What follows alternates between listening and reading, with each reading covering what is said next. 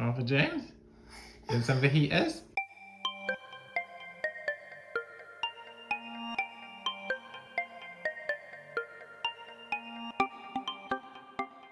Hi everyone, welcome back to another episode where I'm going to talk to you about plant-based food. And this time I'll be sharing a recipe for fajitas. But don't worry meat eaters, if this recipe still doesn't tempt you, I'm going to give you an option as well. So I'll be making one version using chicken fillets and one version using these corn fillets, which as a quick heads up, contain egg, so they're not vegan but vegetarian. You'll also need one medium white onion and 2 large peppers. I've gone for a red and a yellow, but it really doesn't matter. If you've seen any of my other cooking videos, you know that I'm all about time saving. And if you need to use a packet or a pre-mixed sauce, I've got no issues with that. But with this recipe, I do use my own spices because I think I've got the recipe down to a T and it's really easy. So here's what you'll need. 2 teaspoons of smoked paprika, 2 teaspoons of ground cumin. You can use fresh coriander, but I use 2 teaspoons of ground coriander. You'll need a large pinch of salt. I use the coarse ground sea salt.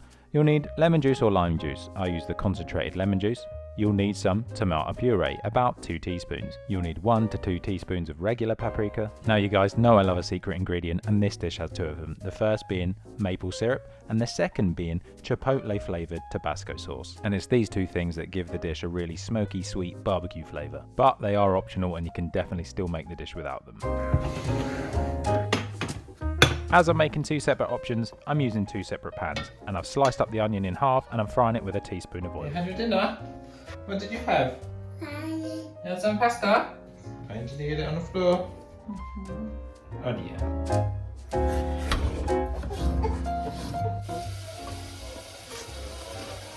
So as my onions are softening, I'm slicing up the peppers lengthways to add half to one pan and half to the other pan.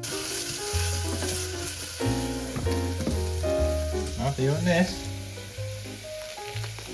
Good boy. Now because these corn fillets are frozen, I will need to defrost them before I can do anything with them. I mean ideally you'd take them out the freezer the night before, but I'm not that organised, so I use a microwave. But before you do add your meat, you need to make sure your onions are sufficiently softened. Take these bad boys out. Really just to like defrost them a bit. Yeah. What I can then do is get lazy and cut them up with the pair of scissors. And this is the reason why I use these corn fillets, because you can cut them into strips like you would a piece of chicken. So you're going to add them to your onions to brown off a little bit like you would a piece of chicken, adjusting the temperature if you need to. Exactly the same with the chicken. So just like the corn fillets, I use a pair of scissors to cut up the chicken straight into the pan. Don't forget to thoroughly wash your hands after handling chicken. So we have one pan with chicken and one with corn, but obviously only one of them can build plant-based muscle. But if you are going to try both options, this is where you're going to need another spoon because you are cooking with raw chicken. And once your meat sauces are browned, this is where you add all the other ingredients that I mentioned at the start of the video. Might be right.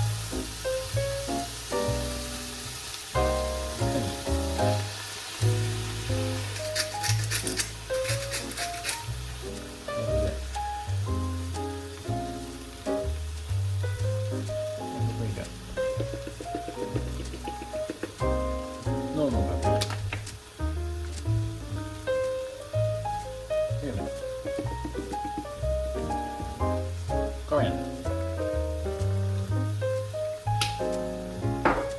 Smells epic. So it's starting to look a bit more like fajitas.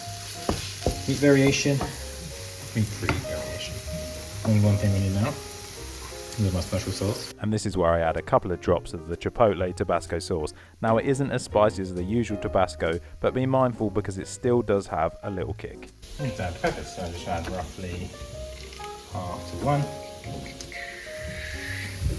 roughly half in the other one. And eat any stragglers. Alright, Bobby.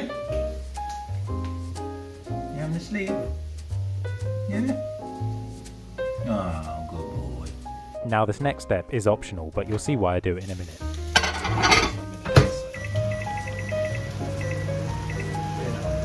You can put whatever sauce you want inside your fajitas, but with Sean and I, we have 2 separate options. Chance.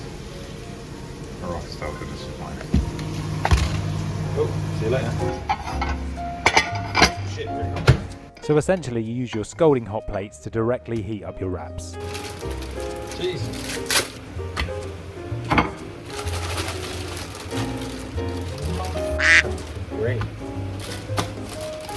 And the good thing about these resealable wraps is that if you don't use them all, you can generally freeze them quite easily.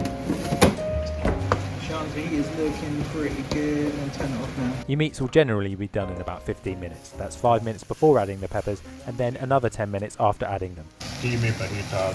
Steamy fajitas. So that's it guys, you've got yourself another very easy plant-based recipe, this time for fajitas, which I like to serve up using wholemeal tortillas, some sort of hummus and spinach. And if you've ever wondered how I eat my fajitas, I first add a generous layer of hummus, and then I add an even more generous layer of spinach. But if you're not a fan of spinach like I am, you could swap this out for another leafy green or even iceberg lettuce, that works well here too. And then finally, you layer up your fajita filling and wrap up that bad boy. Do you want some?